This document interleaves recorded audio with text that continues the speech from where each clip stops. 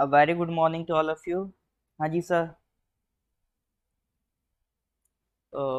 आज थोड़ा सा एक्चुअली अभी लिंक मैंने जनरेट की थी, पर वो डीएक्टिवेट हो गई थी, तो दोबारा से लिंक जनरेट करने में अपना टाइम चला गया। ठीक है, तो क्लास बाकी आपकी 8:30 पे रहेगी।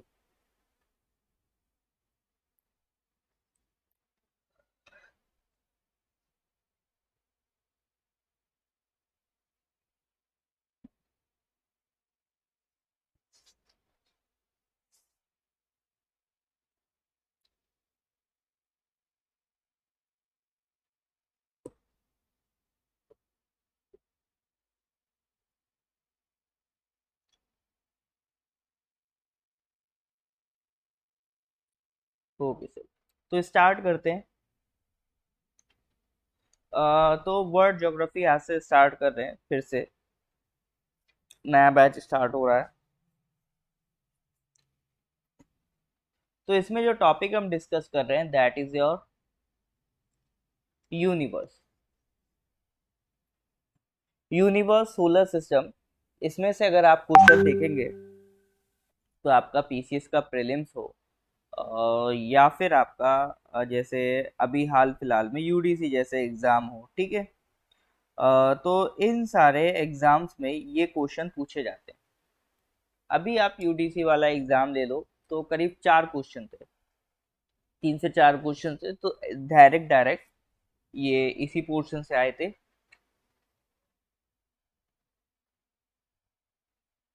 और सब आपको अपने नोट्स में क्वेश्चन मिल जाएंगे जो इसमें पूछे गए थे, ठीक है। तो सर सबसे पहला सवाल आता है कि यूनिवर्स है क्या। आप अपने सराउंडिंग जो भी देखो, जैसे मान लो आपका ये कमरा है, आप यहाँ पर बैठे हो, तो आपके सराउंडिंग जो भी हो ये सब किस में आता है, आपके प्लेनेट अर्थ में आता है, ठीक है।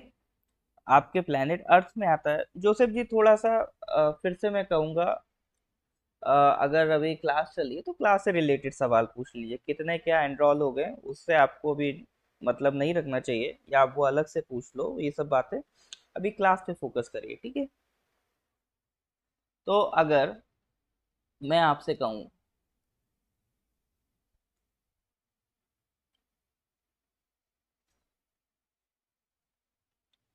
कि एक अर्थ है, ठीक है, उसमें आप यहाँ कहीं रह रहे हो, फिर यहाँ पर सर सन है और प्लैनेट्स हैं, सन है, इस तरह का ये एक सोलर सिस्टम है। इस तरह के दुनिया भर में बहुत सारे सोलर सिस्टम्स है।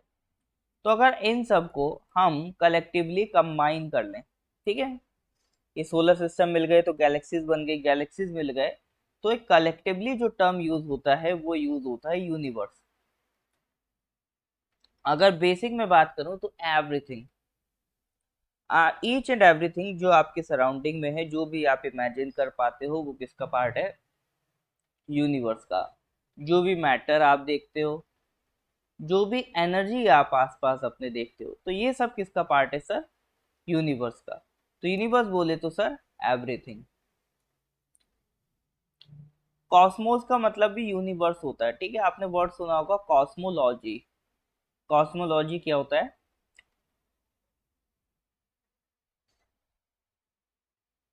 स्टडी ऑफ यूनिवर्स, ठीक है। तो जो सब्जेक्ट यूनिवर्स की स्टडी से डील करता है वो उसको कहते हैं कॉस्मोलॉजी।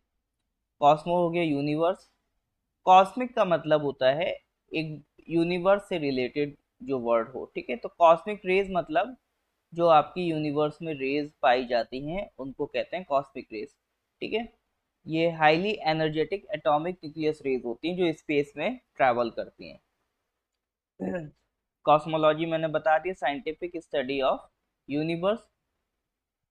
कॉस्मोलॉजिकल, जो यूनिवर्स से रिलेटेड हो, यानी जहां भी कॉस्मो वर्ड दिखे तो वहां पर किसकी बात हो रही है सर, यूनिवर्स की बात हो रही है, क्योंकि कॉस्मो का मतलब ही क्या है, कॉस्मो का मतलब ही है यूनिवर्स। तो कॉस्मो मीन्स यूनिवर्स, ठीक है जी।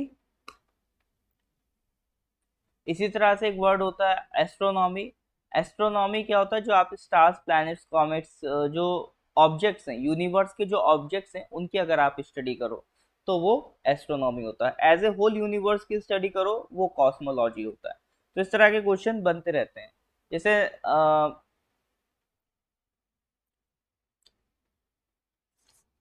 एस्ट्रोनॉट वर्ड आपने सुना होगा, ठीक है, जो स्पेस में जाते हैं। और एक वर्ड कॉस्मोस भी होता है जो रशिया में यूज होता है। कॉस्मो वर्ड देखिएगा रशिया में यूज होता है, ठीक है। तो universe is and everything that is seen around us, जो भी हमारे आसपास मैटर है, जो भी हमारे पास एनर्जी है, इसमें दोनों फिजिकल और नॉन फिजिकल। फिजिकल में जैसे आपका मैटर आ गया, इलेक्ट्रॉन्स, प्रोटॉन्स, ये सब आ गए। और नॉन फिजिकल जैसे कि लाइट है, ग्रेविटेशन है, स्पेस है, ये सारे कंपोनेंट्स मिला दो तो मिलके क्या बनता है sir, universe. Is that clear or not? हाँ जी, यहाँ तक कोई दिक्कत है? ये बात क्लियर है यूनिवर्स का मतलब?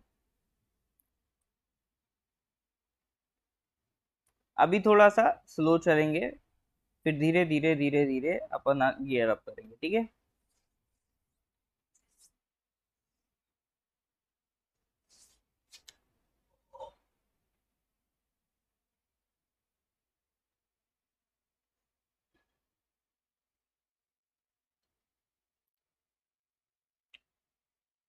अब सर क्या था, हम अभी आपको यूनिवर्स पढ़ा रहे हैं, लेकिन पहले जब अर्थ बनी थी तो लोगों के दिमाग में यूनिवर्स जैसी चीज नहीं था।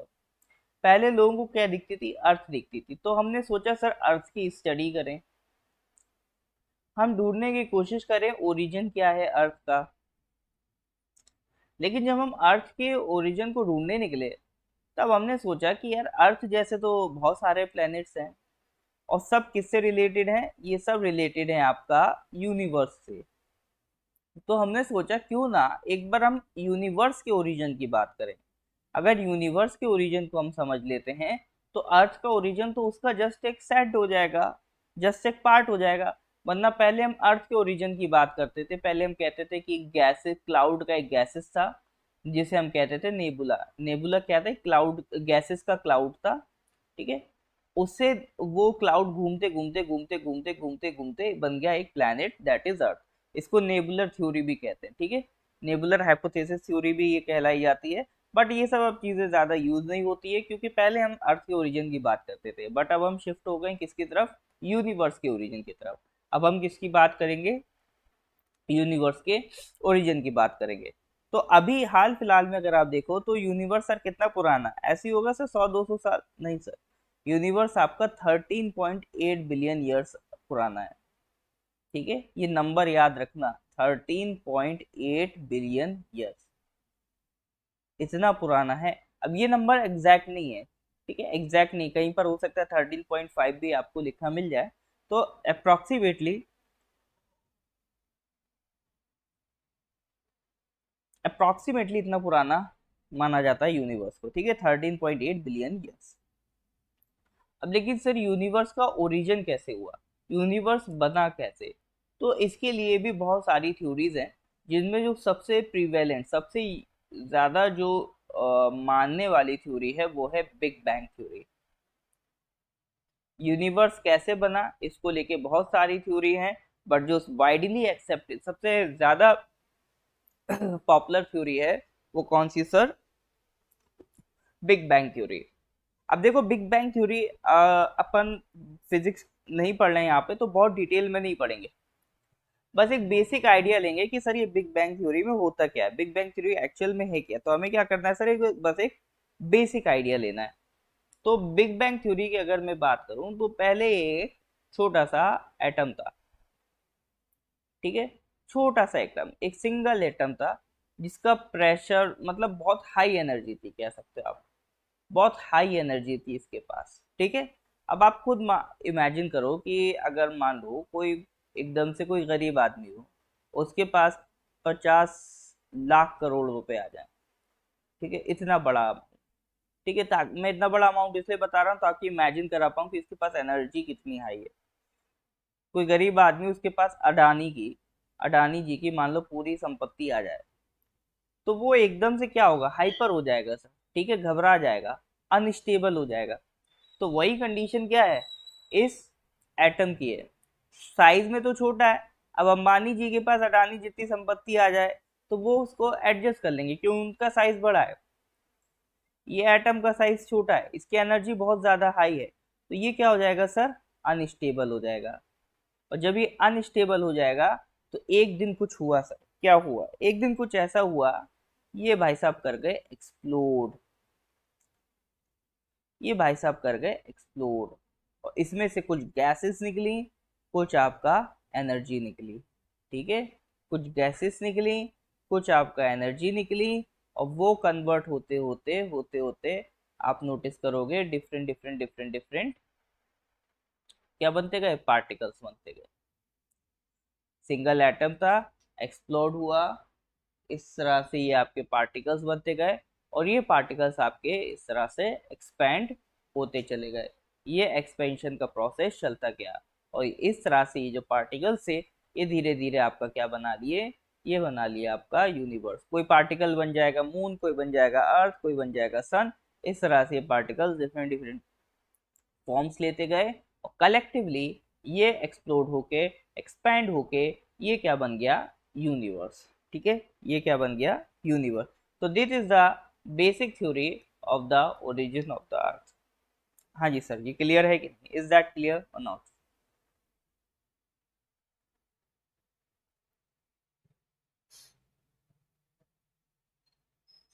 बहुत डिटेलिंग फिजिक्स नहीं करनी है, but we just have to basically learn कि बिग बैंग थ्योरी एक्चुअल में है क्या। आपका सिंपली एक सिंगल एटम था, वो एक्सप्लोड करा, एक्सप्लोड, जस्ट एक्सप्लोड करने के बाद वो क्या बन गया, यूनिवर्स बन गया।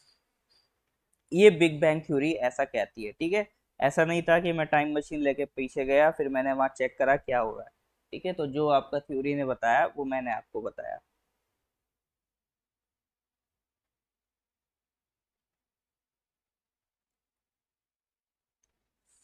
हाँ जी,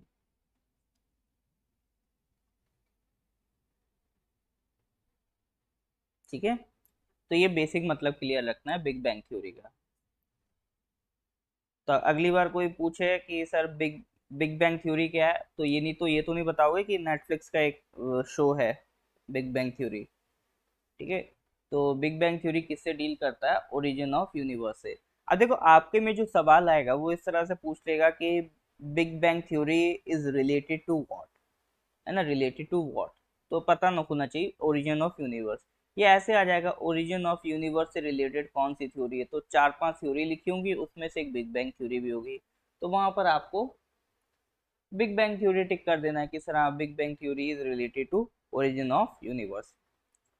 अच्छा, एक सवाल का जवाब दो, ये जो एक्सपेंशन हुआ था, ये मैंने तो बता दिया हो गया था, ये हो गया, ये होता जा रहा है, क्या ये कभी रुका है, क्या ये एक्सपेंशन कभी रुका है, यस और नो?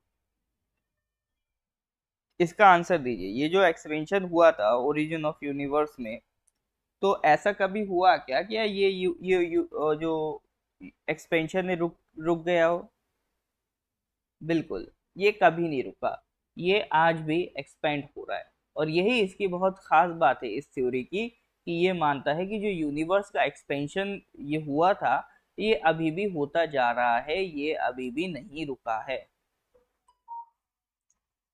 तो कहीं अगर आपसे स्टेटमेंट लिखा मिल जाए, according to the big bang theory universe is still expanding, तो आप क्या कहोगे, इट इज ट्रू, ठीक है, universe is still expanding, this statement is true. तो ये था आपका बिग बैंग थ्योरी। तो बर्थ ऑफ यूनिवर्स से डील करता है, एक सिंगल पॉइंट था, सिंगल एटम था, बहुत हाई डेंसिटी, हाई टेम्परेचर था, बहुत हाई एनर्जी थी, अनस्टेबल था, फिर एक्सपेंड होने लगा ऑल डायरेक्शंस में। ये सारी कहानी 13.8 बिलियन ईयर्स अगो है। शुरुआत में जब ये एक्सपेंड हुआ, एक्सपेंड को कहते हैं इन्फ्लेट करना, ठीक है। तो यूनिवर्स जो था धीरे ये काफी हद तक ठंडा हो गया, क्योंकि जैसे इसमें बहुत ज्यादा हाई टेम्परेचर था ना, तो यूनिवर्स काफी ठंडा हो गया, जिसकी वजह से एटम्स आपके फॉर्म हो गए, ठीक है। अच्छा, एक सवाल जो अगर उस डिटेल में पूछना चाहेगा तो पूछ लेगा, इस पे ज्यादा ध्यान देना। कि बिग बैंग थ्योरी में जो एटम्स मेजॉरिटी में प्रोड्यूस हुए थे वो किसके थे? Hydrogen and helium. ठीक है, हाइड्रोजन और हीलियम के एटम्स से जो आपका मेजॉरिटी में प्रोड्यूस हुए थे जब आपका वो एक्सपेंशन हुआ था। ठीक है, और कुछ अमाउंट लिथियम बेरिलियम का था। तो हाइड्रोजन हीलियम याद रखना, ये हो सकता है अगर वो डिटेल में गया तो ये सवाल पूछेगा। ठीक है, चांसेस कम है बट फिर भी अगर डिटेल मांगी ना तो ये आधी जनता यहाँ पे साफ, आधी से ज़्यादा साफ हो जाएगी। बट आप ध्यान रखना कि जो एटम्स प्रोड्यूस हुए थे बिग बैंग थ्योरी में एक्सपेंशन के बाद according to big bang theory, तो वो कौन से थे? Hydrogen and helium. और universe since its birth is expanding in all direction. ठीक है, फिर यही जो आपके सोचो हाइड्रोजन हीलियम छोटे छोटे थे, ये कोएलेस मतलब मिलते गए जुड़ते गए ग्रेविटी के जरिए, और इन्होंने ही क्या बनाया? आपके स्टार्स बनाए, इन्होंने ही आपका क्या बनाया सर? गैलेक्सी बनाया। तो that was all about the universe, sorry big bang theory. अब इसके बाद हमें क्या करना है? बिग बैंग थ्योरी के जो ऑब्जेक्ट्स हैं, लाइक आपका जैसे स्टार है, प्लैनेट्स है, तो उनकी फॉर्मेशन की बात करेंगे। तो पहले तो मेरे को यहाँ पर थम्स अप दे के बताओ कि यहाँ तक क्लियर है कि नहीं है। बिग बैंग थ्योरी में कोई डाउट है तो बताओ, फिर हम आगे बढ़ें। हाँ जी, देखो जो भी क्वेश्चन हो मतलब टॉपिक से रिलेटेड वो यहीं पूछ लो, और जब क्लास चले तो एक्स्ट्रा बातें ग्रुप के लिए छोड़ दो। यहाँ पर आप कोई भी डाउट हो जो भी पढ़ रहे हो उससे रिलेटेड सवाल कर सकते हो। ठीक है, और एक बार जब मैंने जैसे टॉपिक पढ़ा दिया तो टॉपिक पढ़ाने के बाद जब मैं पूछता हूँ ना कोई डाउट है कि नहीं, तब आप चाहो तो कि पिछली क्लास का भी आपको अगर कोई डाउट है, आप कुछ पिछली क्लास का भी कोई क्वेश्चन करना चाहते हो तो कर सकते हो। ठीक है, सिंपल सी बात है। देखो जब आपको क्वेश्चन करने का टाइम मिलेगा, ठीक है, जैसे अभी मैंने पूछा, अगर क्लियर है तो थम्स अप दीजिए। इस टाइम आपको कोई डाउट है तो सिंपल अपना डाउट पूछिए। ठीक है, चलती क्लास में कोशिश करिए क्वेश्चन ना लिखा जाए, उससे आप भी डिस्टर्ब होंगे, मैं भी डिस्टर्ब होऊंगा, बाकी लोग भी डिस्टर्ब होंगे, तो वो किसी के भी हक में बेहतर नहीं है।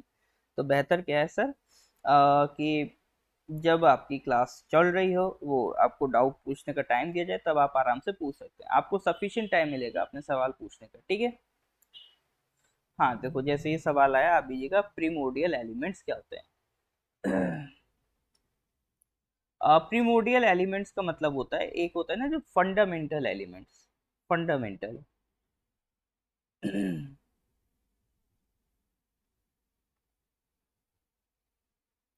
फंडामेंटल एलिमेंट्स, या फिर ऐसे कह दो जो अर्थ के फॉर्म होने से पहले बने हुए एलिमेंट्स है। ठीक है, जो अर्थ के बनने से पहले के एलिमेंट्स हैं वो प्रीमोर्डियल कहलाते हैं। इसके अलावा और भी कई ऐसे एलिमेंट्स हैं जो अर्थ के बनने से पहले हुआ करते थे, तो उनको हम प्रीमोर्डियल कहते हैं। ठीक है अभी जी।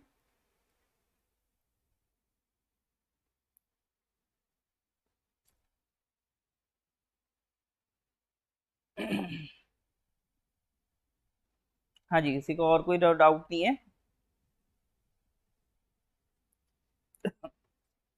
चलो जी, तो फिर आगे बढ़ते हैं। तो ये बिग बैंग थ्योरी के बाद सर अगला सवाल आता है कि किस तरह से हम ये स्टार की फॉर्मेशन को समझें। अब स्टार की फॉर्मेशन के लिए आज आपको जो सब पढ़ाया जाएगा वो सब आपने कहीं नहीं सुना होगा। ठीक है, तो ध्यान रखिएगा इस बात का। तो अभी हम स्टार की फॉर्मेशन की बात करेंगे। तो वो स्टार में अगर मैं बेसिक बात करूं तो ये आपका पिक्चर है स्टार बनने की। इसमें हुआ क्या था, पहले मैंने बताया ना, सब पहले क्या था?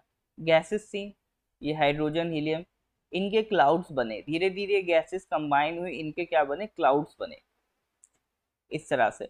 और इन्हीं क्लाउड्स को हम क्या कहते हैं? नेबुला कहते हैं। अब इस नेबुला से दो तरह के स्टार बने। एक तो ऐसे थे जिनका मास कम या मीडियम साइज का था, जैसे कि हमारा सन, लो एंड मीडियम मास के जो स्टार हैं वो कहलाए मेन सीक्वेंस, ये जब गैसेस क्लब हुई। या फिर जो हाई मास स्टार्स थे वो इस तरह से बने, उन्हें भी कहा मेन सीक्वेंस। ये क्या है? पूरी स्टेजेस है, एक स्टार की फॉर्मेशन की डिफरेंट डिफरेंट स्टेजेस हैं कि किन किन स्टेजेस से आपका जो स्टार है वो गुजरता है। जैसे हमारा सन है, सन अभी इस स्टेज में, मेन सीक्वेंस में, ठीक है। फिर धीरे धीरे ये स्टार आगे बढ़ते हैं, तो जो लो लो एंड मीडियम मास के स्टार है वो क्या बन जाते हैं, रेड जाइंट। और जो मेन सीक्वेंस के स्टार है वो बन जाते हैं रेड सुपर जाइंट। इनके अलावा और भी स्टेजेस होती हैं, बट बेसिक फंडामेंटल स्टेजेस मैं बता रहा हूँ।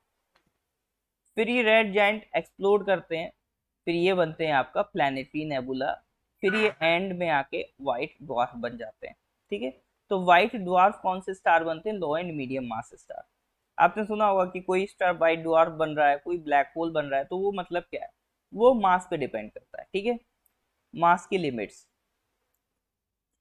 और रेड सुपर जाइंट क्या बनते हैं एक्सप्लोड होने के बाद, सुपरनोवा। फिर ये बन जाएंगे, अगर हाई मास है तो न्यूट्रॉन, और बहुत ज्यादा हाई मास है तो ब्लैक होल। अदरवाइज लो या मीडियम मास है तो व्हाइट ड्वार्फ।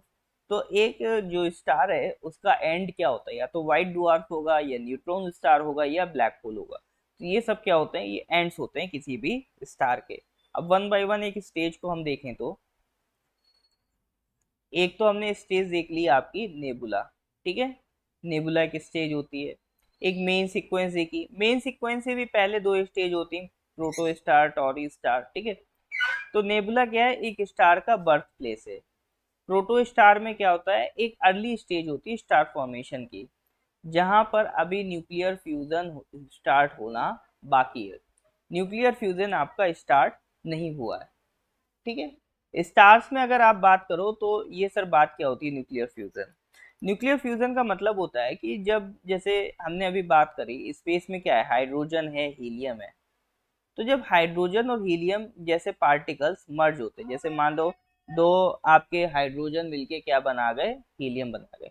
जब दो हाइड्रोजन मिलके हीलियम बना गए, ठीक है, तो उसमें क्या होगा, एक एनर्जी निकलती है। तो उस रिएक्शन को कहते हैं न्यूक्लियर फ्यूजन। या अभी मैं और थोड़ा सा डिटेल में समझाऊं तो दो रिएक्शंस आपने सुनी होंगी। एक सुना होगा न्यूक्लियर फ्यूजन, और एक सुना होगा सर न्यूक्लियर फिजन, ठीक है। एक सुना होगा आपने न्यूक्लियर फ्यूजन, एक सुना होगा आपने न्यूक्लियर फ्यूजन, इसके नाम सुने।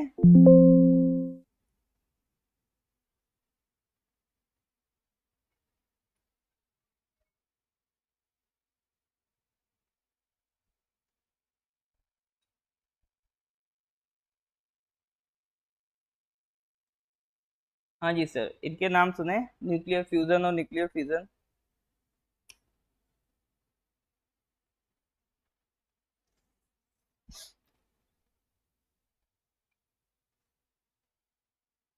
सुने। हाँ, तो आज इनका मतलब समझ लो। देखो, फ्यूज का मतलब होता है मर्ज करना, फ्यूज का मतलब होता है जहां पर कुछ मिल रहा हो। और फिजन, फिजन का मतलब होता है, फिजन का मतलब होता है कुछ ब्रेक होना, कुछ ब्रेक होना, ठीक है। देखो लाइफ में क्या होता है,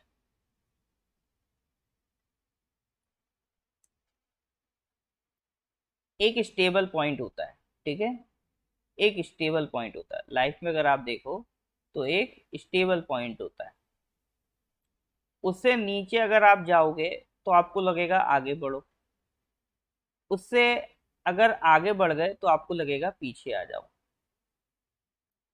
ठीक है। तो लाइफ में एक स्टेबल पॉइंट होता है कि मान लो हाँ, यहाँ पे आके बिल्कुल मीडियम आके अपनी लाइफ सेट है, स्टेबल है। इसके आगे जाओगे तो टेंशन बहुत है। या मान लो जैसे आपकी इनकम है, जब बहुत ज्यादा अनाप शनाप इनकम हो गई इधर आके, तो भी मजा नहीं आएगा, लगेगा थोड़ा सा कम कमाते लेकिन सुकून की लाइफ जीते। यहाँ रहोगे कम कमाओगे लेकिन लगेगा थोड़ा सा और कमा लेते तो अपना खर्चे पूरे हो पाते। तो लाइफ में एक स्टेबल पॉइंट होता है। इसी तरह से एटम्स है, ठीक है।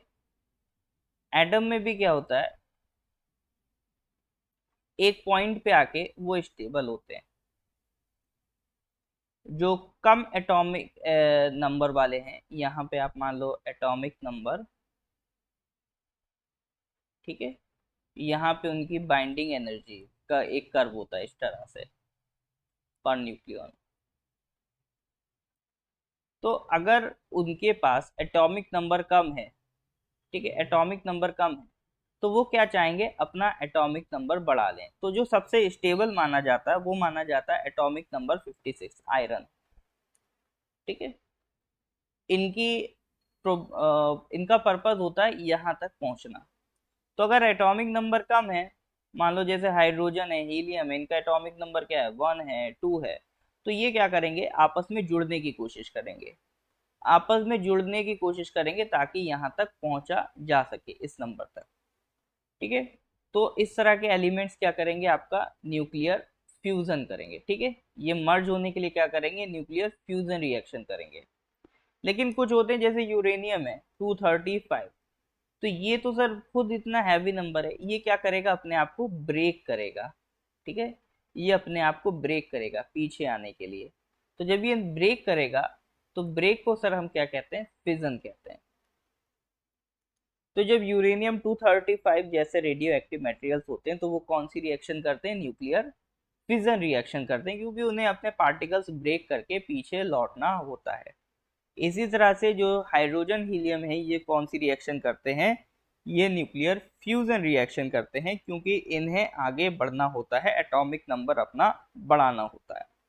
ठीक है, तो इस तरह से, लेकिन एनर्जी दोनों में ही लिबरेट होती है, एनर्जी दोनों में ही निकलेगी, न्यूक्लियर फ्यूजन और न्यूक्लियर फिजन। तो ये बेसिक पर मतलब है फिजन और फ्यूजन का। Is that clear not? हाँ जी सर, न्यूक्लियर फ्यूजन फिजन में तो कोई डाउट नहीं, क्योंकि वर्ड्स का भी यूज होगा, तो मैं नहीं चाहता कि आगे अभी आगे कंफ्यूज करो। तो वर्ड्स का मीनिंग सर क्लियर है कि नहीं है, फिजन और फ्यूजन?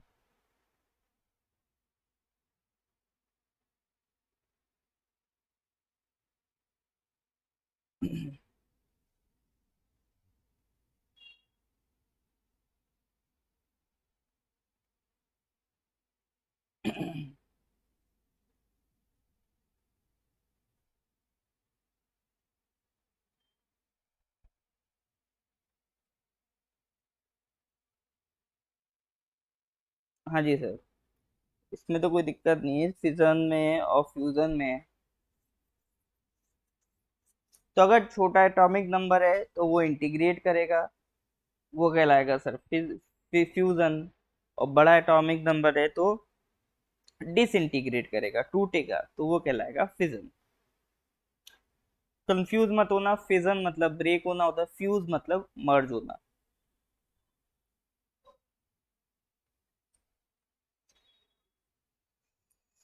ठीक है जी, ऑल राइट। तो स्टार्स में क्या होती है सर, गैसेस होती हैं, हाइड्रोजन हीलियम, जब ये मर्ज करेंगी तो कौन सी रिएक्शन करेंगी, फिजन करेंगी कि फ्यूजन, ये करेंगे न्यूक्लियर फ्यूजन रिएक्शन। तो अभी प्रोटो स्टार वो स्टेज है कि आपका फ्यूजन रिएक्शन स्टार्ट नहीं हुआ, फिर प्रोटो स्टार के बाद टॉरी स्टार आता है, उसमें फ्यूजन स्टार्ट हो जाता है।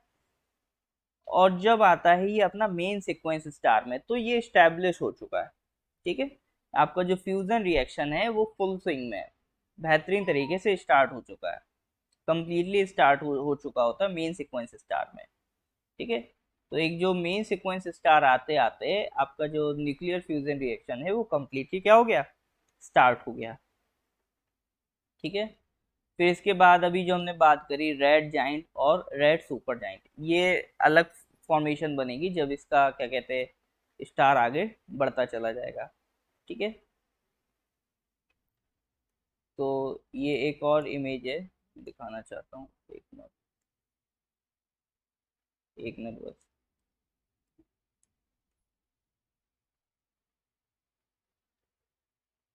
एक मिनट रुकिएगा बस, इमेज पता नहीं क्यों नहीं आ रही है।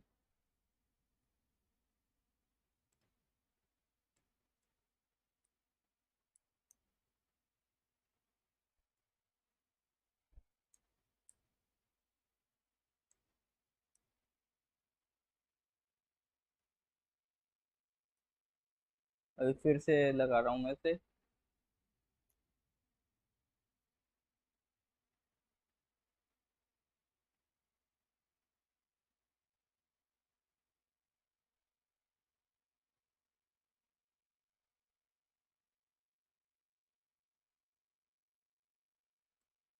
ये देखो, ये इमेज क्लियर है। तो पहले क्या था सर, नेबुला था, ठीक है। फिर ये क्या बना, प्रोटो स्टार। प्रोटो स्टार कुछ इस तरह से है, ठीक है। ये पहले गैसेस का क्लाउड था, क्लाउड घूमते घूमते क्या बन गया, प्रोटो स्टार। अब लेकिन प्रोटो स्टार अभी इतना हॉट नहीं हुआ है कि वहां पर न्यूक्लियर फ्यूजन रिएक्शन क्या हो, स्टार्ट हो जाए, ठीक है। और स्टार्ट कहाँ तक पहुंचते पहुंचते होगी, आपका मेन सीक्वेंस स्टार में। मैं बता दिया सन कौन सी स्टेज में है, मेन सीक्वेंस स्टार वाली स्टेज में सन जो है आपका, ठीक है। तो यहाँ से प्रोटो स्टार से आप पहुंच गए मेन सीक्वेंस, ये जो देख रहे हो ये मेन सीक्वेंस है। अब लेकिन सर एक ना एक दिन तो ऐसा होगा ना कि सर जो हाइड्रोजन हीलियम जिसके दम पे ये फ्यूज कर रहा है, वो कभी ना कभी तो सर खत्म होगी ना। तो वही स्टेज कहलाती है आपका red giant. Red giant is found when a star runs out of hydrogen at its core and start fusing hydrogen into helium just outside the core। मतलब पहले अंदर क्या था, हाइड्रोजन हाइड्रोजन मर्ज हो रहे थे, लेकिन हाइड्रोजन हाइड्रोजन मर्ज होते होते एक टाइम सर ऐसा आ गया कि हाइड्रोजन हाइड्रोजन मर्ज होके क्या बना रहे थे, हीलियम बना रहे थे। लेकिन एक टाइम ऐसा हुआ कि आसपास की सारी हाइड्रोजन हो गई खत्म। अब जब सारी हाइड्रोजन खत्म हो गई तो इसके बाहर क्या है, हीलियम है हाइड्रोजन के बाहर। तो ये क्या करेगा, हीलियम को मर्ज करने लगेगा, ठीक है। हीलियम को मर्ज करने लगेगा, पहले हाइड्रोजन हाइड्रोजन मर्ज हो रहे थे, अब उनके साथ हीलियम मर्ज होने लगेगा, ठीक है। तो जब हीलियम मर्ज होने लगेगा तब ये क्या हो जाएगा, आपका साइज इसका बढ़ जाएगा और ज्यादा, ये बन जाएगा रेड जाइंट। अगर मीडियम स्टार है या लो मास स्टार है तो बनेगा रेड जाइंट, और हाई मास स्टार है तो वो बन जाएगा सर आपका रेड सुपर जाइंट, ठीक है सर। तो ये दो कंडीशंस हो गई आपकी रेड जाइंट की और रेड सुपर जाइंट की।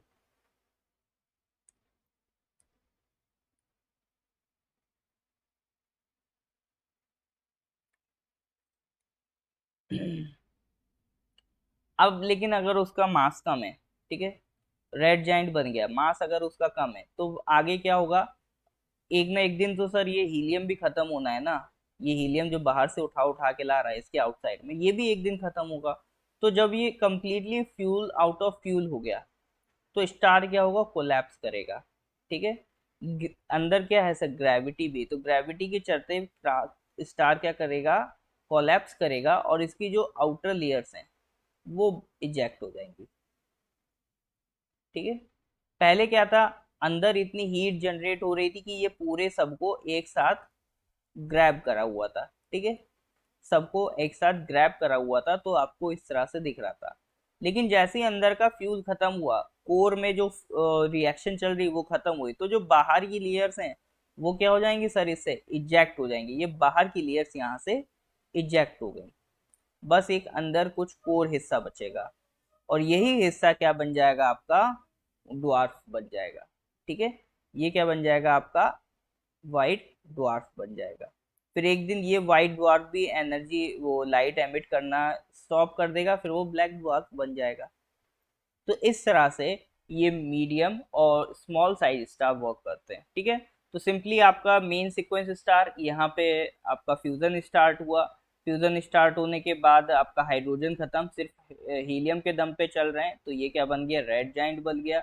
उसके बाद ये सर जिस दिन फ्यूल खत्म हुआ तो ये स्टार कोलैप्स करेगा, आउटर लेयर रिजेक्ट हो जाएंगी, और जो इनर लेयर है वो आपका क्या बना लेगा, व्हाइट डॉट्स बना लेगा। और जो लेयर्स इजेक्ट हो रही हैं ये स्टेज कहलाती है इसकी प्लैनेटरी नेबुला।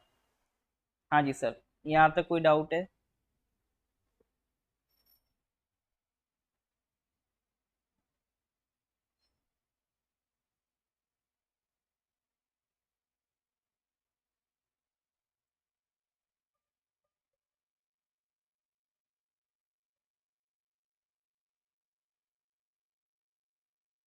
तो कभी भी ये वर्ड सुनो, प्लैनेटरी नेबुला, सुपरनोवा, तो उसमें डरने वाली बात नहीं है, ठीक है।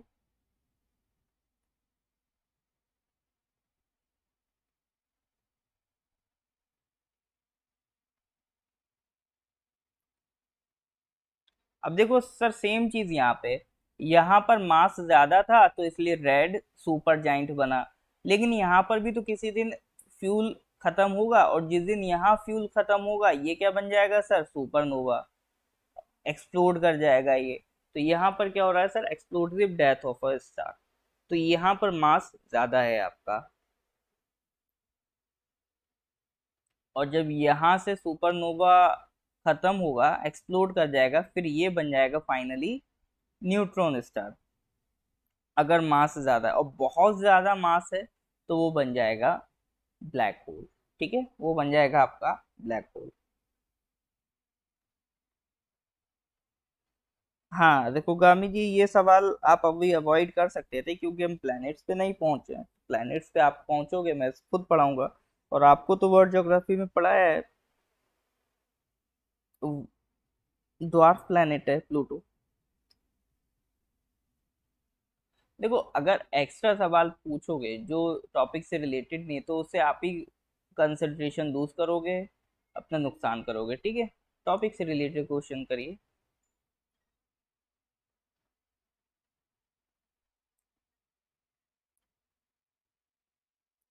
तो ये बेसिक स्टेजेस क्लियर है। रेड सुपर जाइंट ये बन जाएगा सुपरनोवा, सुपरनोवा के बाद न्यूट्रॉन स्टार या फिर black hole, depending on the mass. अगर बहुत ज्यादा मास है तो ये क्या बन जाएगा sir, black hole. Is that clear or not?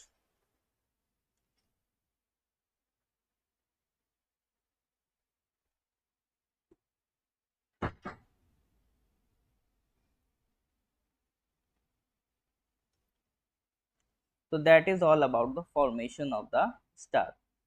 ठीक है, एक बार चाहो तो इनके बारे में पढ़ लेना, बट जो बेसिक पिक्चर है वो मैंने आपको समझा दी। ठीक है, बेसिक पिक्चर यही है। अच्छा, इसमें जो ब्लैक होल्स होते हैं, ये ब्लैक होल्स बड़ा न्यूज में रहते हैं, आपने सुने होंगे। ब्लैक होल्स क्या है, इस तरह से एक मान लो ये होल है। ठीक है, इसके आसपास जो भी चीज होगी, जो भी लाइट एनर्जी जो भी होगी, वो सब इसमें समा जाएगी। और ये चूंकि होल है, इसके अंदर जाके कहाँ जाती किसी को नहीं पता। ठीक है, इसके अंदर जो गया वो आज तक वापस नहीं आया। तो ये आप जो ये येलो येलो लाइट, ये येलो कलर देख रहे हो, ये एक्चुअल में क्या है, ये गैसेस है। तो इसके आसपास की जो भी गैसेस है, देख रहे हो, घूम फिर के घूम फिर के घूम फिर के कहाँ जा रही हैं, वोर्टेक्स फ्लो के तहत इसमें जा रही हैं, क्योंकि इसकी ग्रेविटी बहुत हाई होती है। इतनी हाई होती है कि लाइट भी अगर इसमें गई, तो ऐसा नहीं है कि इस पॉइंट के बाद आपको बाहर से निकलती दिखेगी। एक बार लाइट चली गई फिर ये अंदर चली गई, दिखेगी नहीं, गई कहाँ लाइट। ठीक है, इसीलिए कहते हैं कि ब्लैक होल में लाइट भी एस्केप नहीं कर पाती है। तो that is your black hole. और ये कब बनता है, एक हाई मास स्टार की डेथ पे बनता है।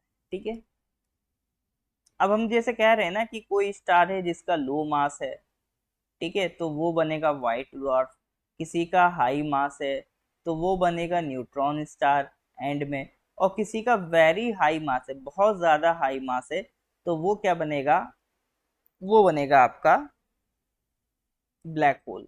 तो ये सब डिसाइड कैसे हो रहा है, ये सब जो लिमिट्स हैं कि कितने मास को लो मास कहेंगे, कितने मास को हाई मास कहेंगे, कितने मास को वेरी हाई मास कहेंगे, तो ये सब जो डिफाइन किया है, ये अपने साइंटिस्ट चंद्रशेखर जी ने डिसाइड किया है। और उसको कहते हैं हम चंद्रशेखर लिमिट्स। ठीक है, ये भी वर्ड्स आपने शायद कहीं ना कहीं सुने हो, उसको क्या कहते हैं, चंद्रशेखर लिमिट्स। तो चंद्रशेखर लिमिट्स ही डिफाइन करती हैं कि किस स्टार का मास हाई है, किस स्टार का मास लो है। ठीक है, तो ये एक बेसिक स्टेज हमने पढ़ ली कि बिल्कुल बिगिनिंग में ये क्या है, प्रोटो स्टार है। फिर जब इसमें इग्निशन यानी फ्यूजन स्टार्ट हो जाएगा तो ये क्या बन जाएगा, मेन सीक्वेंस। अब ये मैच्योर हो चुका है। फिर middle age is compared with red giant या रेड सुपर जाइंट। और फिर बुढ़ापा या डेथ को हम कहते हैं white dwarf, black hole, neutron star. ठीक है, तो जिस तरह से एक इंसान का इवोल्यूशन होता है, इसी तरह से स्टार का इवोल्यूशन होता है। ठीक है, तो that was the complete picture about your star. तो यहाँ तक कोई डाउट हो तो बताइए।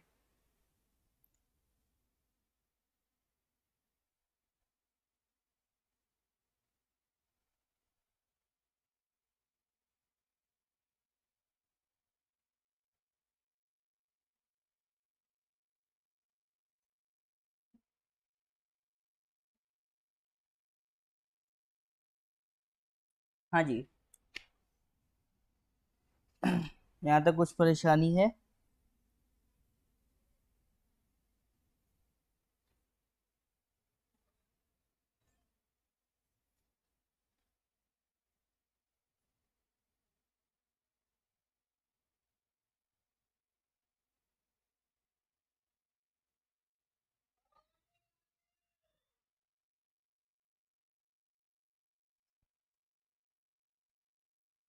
ओके।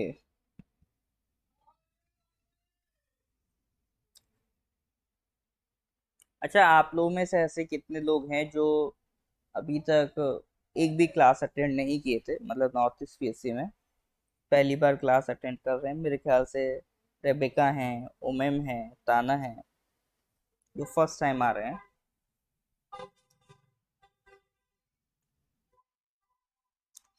देखो, इसमें आपको पीडीएफ नोट्स प्रोवाइड कर दिए जाएंगे। मैं व्हाट्सएप में भी आपको भेज दूंगा नोट्स। जो भी क्लास में पढ़ो, जो भी क्लास में समझो, उसके शॉर्ट नोट्स बनाते चलो। उसमें ऐसा नहीं करो आपकी, मतलब आपको जो पीडीएफ नोट्स दिए जा रहे हो उन्हीं को कॉपी पेस्ट कर रहे हो कॉपी में। ठीक है, उसका कोई मतलब नहीं है। क्लास में जो आप बनाओ, शॉर्ट नोट्स बनाओ। बाकी प्रॉपर तो आपको नोट्स दिए ही जा रहे हैं। इसके अलावा मर्जी है, कोई बुक पढ़ना चाहो पढ़ो, ना पढ़ना चाहो कोई दिक्कत नहीं। ठीक है। ओके ओके मैम जी, ठीक है। अब इसके बाद देखो, एक सन है, सन की कुछ लेयर्स डिस्कस करनी थी।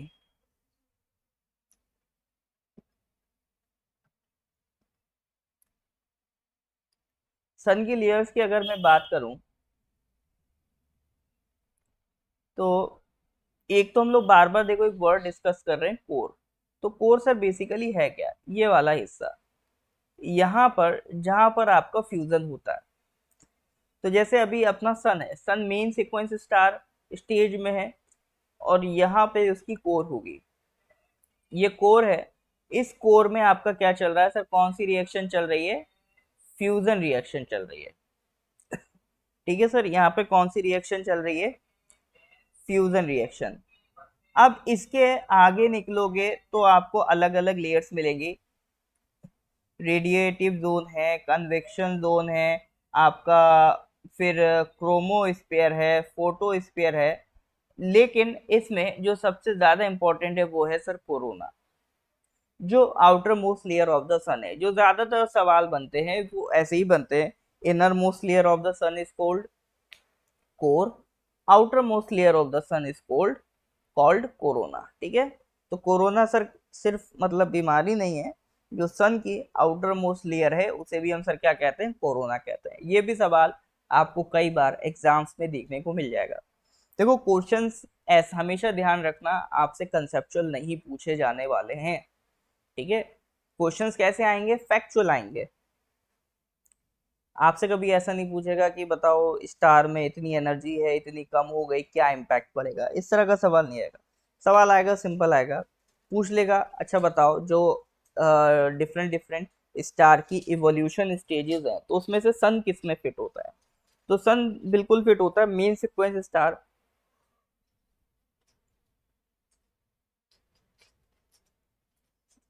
इसी तरह से आउटर मोस्ट लेयर पूछ लेगा, तो outermost layer of the sun क्या बताओगे सर आप? कोरोना। ठीक है।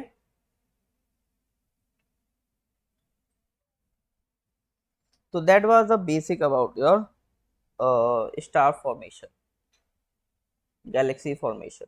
ठीक है। तो यहाँ तक सब फंडा क्लियर है सर कि नहीं है? अच्छा, आने वाले दिनों में नेक्स्ट वीक से आप मान के चलो 2-2 घंटे की क्लास होगी। ठीक है, अभी तो क्लास कम ही रहेगी, 1 घंटे के करीब की। बट नेक्स्ट वीक में अगर आप देखोगे तो क्लास कितनी मिलेगी? 2-2 घंटे की, ताकि सिलेबस हम लोग टाइम पे पूरा कर पाए। फिर अभी नेक्स्ट वीक में 2 आवर्स की क्लास रखेंगे। उसके नेक्स्ट वीक में आपके 2 जीके के सब्जेक्ट स्टार्ट हो जाएंगे, 2-2 घंटे के। हाँ जी, अब यहाँ तक किसी का कोई डाउट हो तो बताइए। फिर आज हम यहीं तक रखते हैं। ठीक है। इसके आगे फिर लंबा टॉपिक है, उसमें ज़्यादा टाइम चला जाएगा। फिर हमें गैलेक्सीज वगैरह ये सब पढ़नी है इन द नेक्स्ट क्लास। ठीक है। कल की क्लास मॉर्निंग में नहीं हो पाएगी, कल देखो कल की क्लास में इवनिंग में शिफ्ट कर दूंगा, ठीक है। कल अपन इवनिंग में क्लास करेंगे।